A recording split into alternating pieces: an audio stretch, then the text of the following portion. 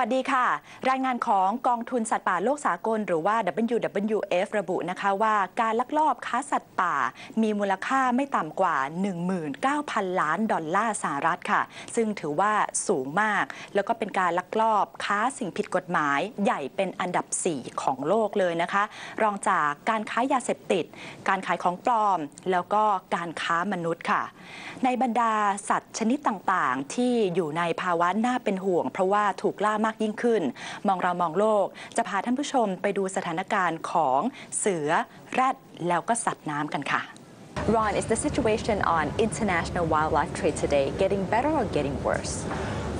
I'd say it's probably doing some of each. It depends on which species, it depends on which country. First of all, of course, we have CITES, which we've had now for 40 years, and there's no question we're better off with it than without it. It has its successes, it's had its failures. In some areas, it is being very useful, it continues to be implemented well.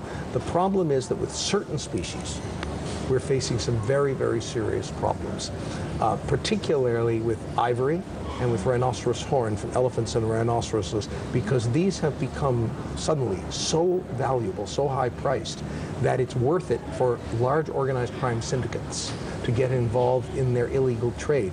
Because they're making so much money that they can afford the costs of getting around all the rules, smuggling, dealing with officials, hiring poachers on the ground, which they couldn't do if the price were lower. Why is the demand for wildlife increasing? There's a variety of reasons for that. So it depends sort of on which wildlife commodities you're talking about. Like I say, some are food. So things like fisheries are very much related to more people needing to eat. Some are luxury items. So here in Asia, what we see a lot of times is as people become wealthier, they start to purchase things that maybe they couldn't have when they didn't have so much money when they were younger. So this has an impact on both legal trade in things like leather or those sorts of goods, but also on illegal sorts of flows of wildlife. For example, things like ivory coming in because it's a luxury item, things like medicines made from endangered species like tigers or parts of tigers. Of course, those are totally restricted, but because people now have money to buy them, it becomes a black market comes around. How big is the wildlife trade in economic value? Meanwhile, it is the fourth in the world, and we are talking about probably 19 billion US dollars for the combined monies that are moved by trade in animals, in plants, in timber, and in illegal fishing. It is fourth after drugs, after human trafficking, and after trafficking of counterfeit products.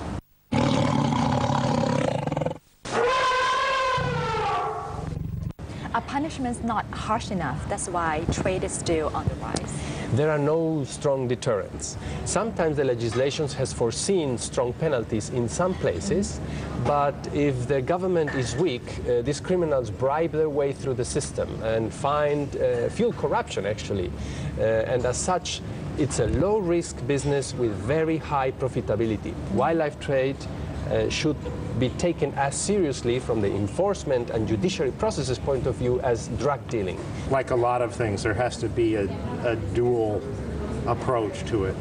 Punishment certainly is a necessary part of any criminal process, right? If you're catching the guys who are doing bad things and then they get away and they don't get any punishment, of course they'll go right back to doing it. But then the other side of that, of course, is awareness. You have to make people aware if they're buying or eating these products that there's an impact there. So especially with the endangered species, you really don't, you have to go very hard at the public and talk to them and be with them and try to make sure they understand what's happening. Do you think economic sanctions should be applied to countries involved in illegal wildlife trade?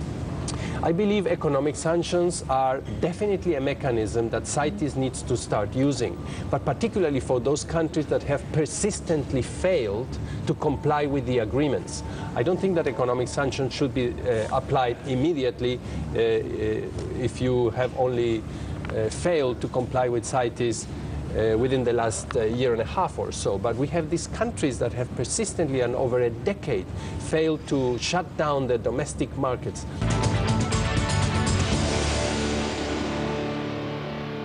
ตามรายงานของกองทุนสัตว์ป่าโลกสากลหรือ WWF ระบุว่าแรดในแอฟริกาถูกล่าตัดนอเพิ่มขึ้นถึง 3,000% ในช่วงระหว่างปีพ.ศ.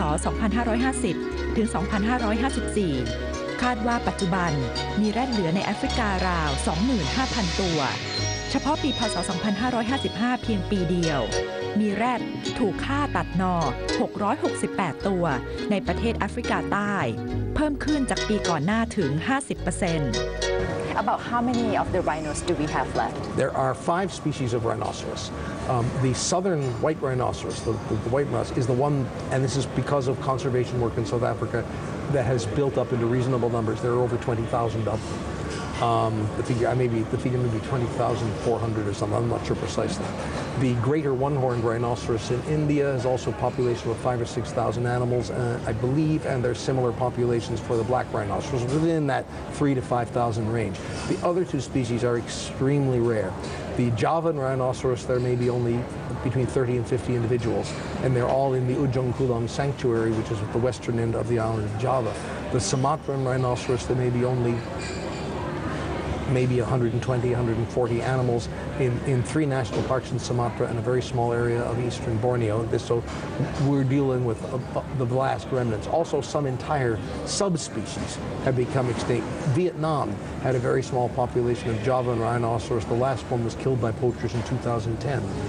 เอเชียเป็นตลาดใหญ่ของการค้านอแรดโดยไทยเป็นทางผ่านลักลอบค้านอแรดเพื่อส่งขายประเทศเพื่อนบ้านเช่นเดียวกับงาช้างเวียดนามเป็นประเทศหลักที่บริโภคนอแรดเพราะเชื่อว่าเป็นยารักษาโรคมีรายงานว่ามีการสูบผงนอแรดเพื่อเพิ่มสมรรถภาพทางเพศด้วยสำหรับนอแรดมีราคาแพงกว่างาช้างเพราะซื้อขายกันเป็นกรัม Why are rhinoceros suddenly back in demand again? Rhinoceros horn has been valued for centuries for a number of things, primarily in traditional Asian medicine. It's been considered to be a fever reducer and a general tonic. Now, China removed rhinoceros horn from its pharmacopoeia in 1993 and banned its use.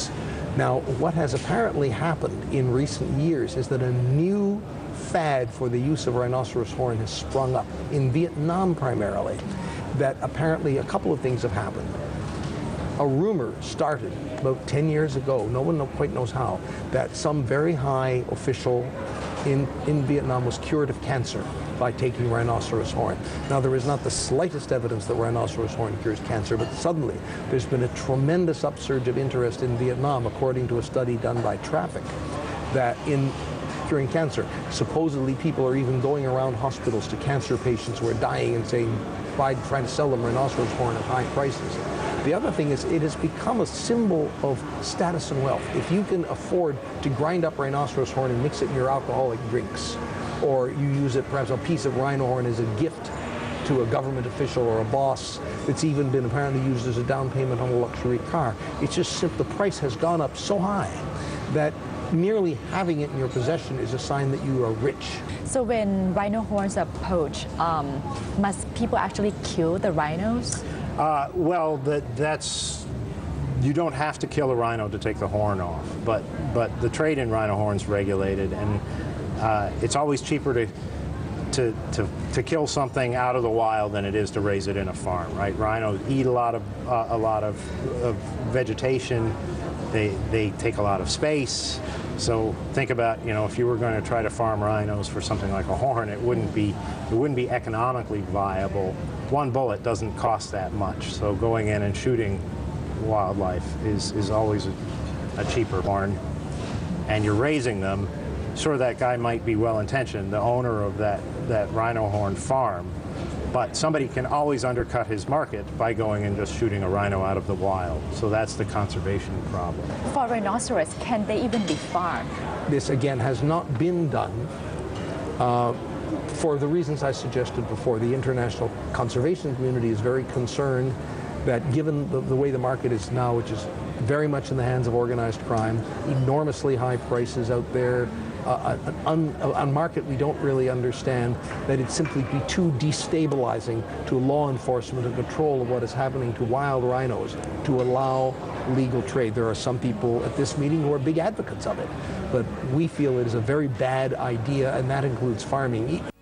มีการคาดการณ์ว่ามีเสือโคร่งในธรรมชาติทั่วโลกราว 3,200 ตัวเท่านั้นส่วนใหญ่จะอยู่ในเอเชียใต้และเอเชียตะวันออกเฉียงใต้โดยที่อินเดียมีมากที่สุดราว 1,200 ตัวส่วนไทยมีประมาณ 250 ตัวเสือมักจะถูกล่าเอาชิ้นส่วนไปขายตั้งแต่หนวดจนถึงหางระหว่างปี 2543 ถึง 2555 มีรายงานการยึดชิ้นส่วนอวัยวะเสือได้รวม 654 ตัวเฉลี่ยเสือถูกฆ่าปีละ 110 ตัวหรือมากกว่า 2 ตัวต่อสัปดาห์ In which countries or in which area in the world can we still find wild tigers today? Well, the most significant presence is in India. In about 41 national parks, there are, I think, about 1,700 tigers, according to their latest census. Malaysia has significant, almost about 450 to 500. Thailand has more than 200 tigers, from what I know. Russia has the Amur tigers. Sumatra has tigers. And Bhutan has, Nepal has, Bangladesh, the famous Sundarbans. So in total, there are 3,200. But increasingly, the landscapes, the tiger conservation landscapes, are getting cut down by development. And these tigers are now left in small pockets of wilderness. Is poaching still tigers' biggest threat? Yes, it is. I mean, more than anything else, poaching, especially the laying of traps and snares. And that is killing a lot of tigers, and these poachers know the terrain very well. They move silently in these forests. And the forests, unfortunately, are not patrolled completely.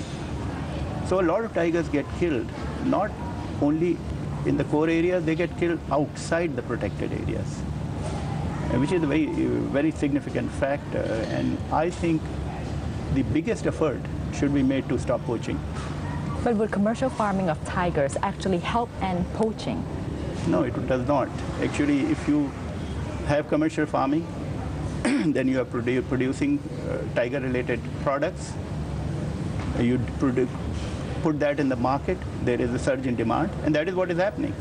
These days, there is a surge in demand for tiger parts. And that surge in demand is going to convert. Suppose there is an old guy sitting out in remote China or East Asia, and he's rich, wants to be very, vibrant, and believes that tiger will keep him alive for longer. So he will soon say, I don't want these commercially bred tigers. They don't have the same qualities of vibrancy. I want an organic tiger, free-ranging tiger. I want it from forests, from wild forests. So there is no end to this kind of a market. What do buyers want tigers for? Oh, well, buyers have traditionally, they want it for good health. There is a misconception that tiger bones and tiger parts help to revitalize the body. So the buyers are interested in it. That is one aspect of it. The other, they want, lately, there is this new wealth in Asia, and they want it for showmanship. They want to hang tigers' skins on their walls.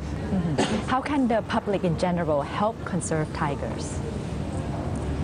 Public in general, and especially people who are in the urban areas, who are young professionals like you and others, have to change the consumer attitude towards the exploitation of wildlife. I mean, it is truly sinful to cut down wildlife into pieces and eat it. They are the symbols of our nature and our natural heritage.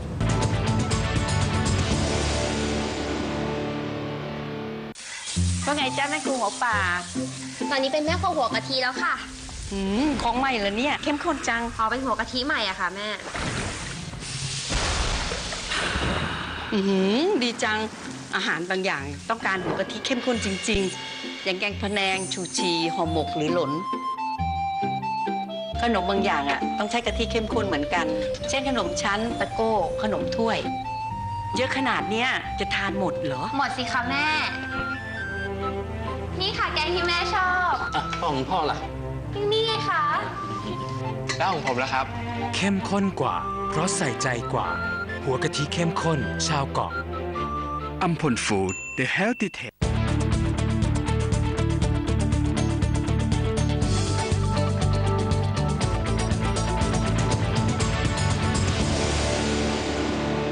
For marine species, which species are on the verge of extinction now? Well, there are many. We could spend a long time talking about how many there are. But sharks are a particular concern for us, particularly at this CITES conference, because they have been commercially exploited, in particular for the use of their fins in soups in Hong Kong, in China, in other places, in Asia in general. And there is a new report that recently came out by the United Nations indicating that in the order of 100 million sharks are being fished every year to satisfy this demand. That is not sustainable. For marine species, what are the top species that are on the verge of extinction? Yeah, well, we see marine turtles quite regularly being taken. And some of that is for trade in becco, which is tortoise shell. So it's made into combs or into jewelry and that sort of thing. But also in parts of Southeast Asia, we see an egg trade where people are collecting the turtle eggs to eat.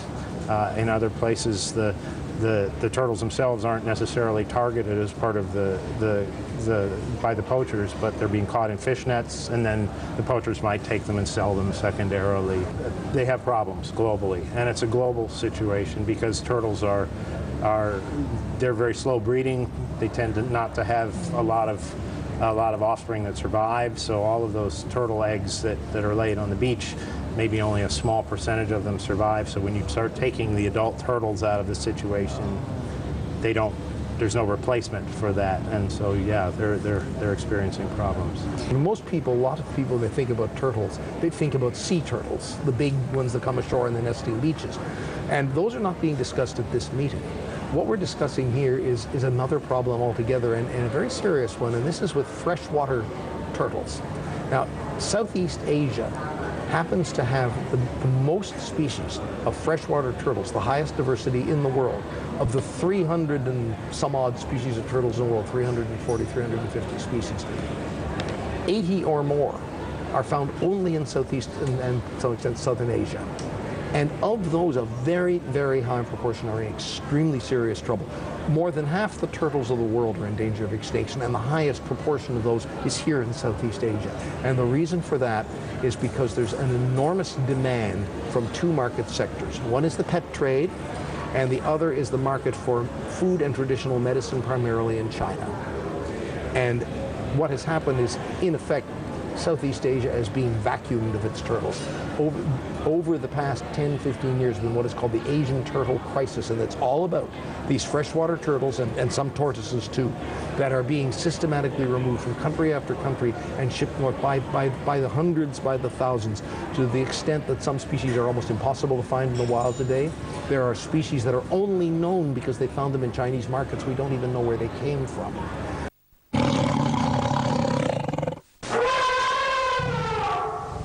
How can we all help in conserving wildlife? It is very important that we are aware that the products that we buy that have to do with animals or with plants that come from the forest, here in the tropics in particular, our consumption patterns can have an impact on the health of these ecosystems.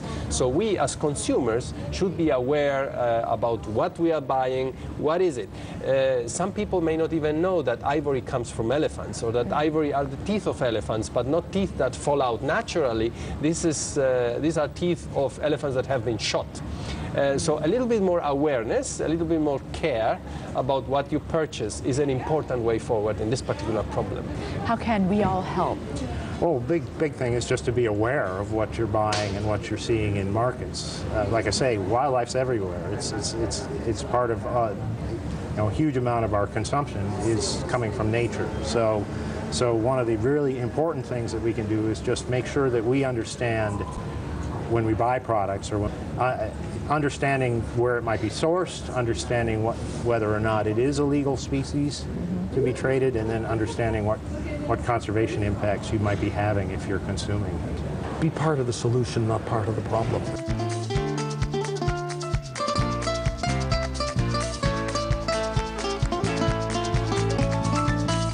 สิ่งหนึ่งนะคะที่พวกเราทุกคนช่วยกันได้ก็คือไม่ซื้อไม่ขายสัตว์ป่าไม่ว่าจะชนิดไหนก็ตามค่ะเพราะว่าถ้าเกิดว่าไม่มีความต้องการแล้วการล่าก็ต้องลดลงอย่างแน่นอนค่ะและอย่างที่ดร. เอเรนสตีนพูดถูกต้องที่สุดแล้วค่ะเราทุกคนจะต้องเป็นส่วนหนึ่งของทางแก้ไขไม่ใช่ส่วนหนึ่งของปัญหาค่ะพบกันใหม่สัปดาห์หน้านะคะวันนี้สวัสดีค่ะ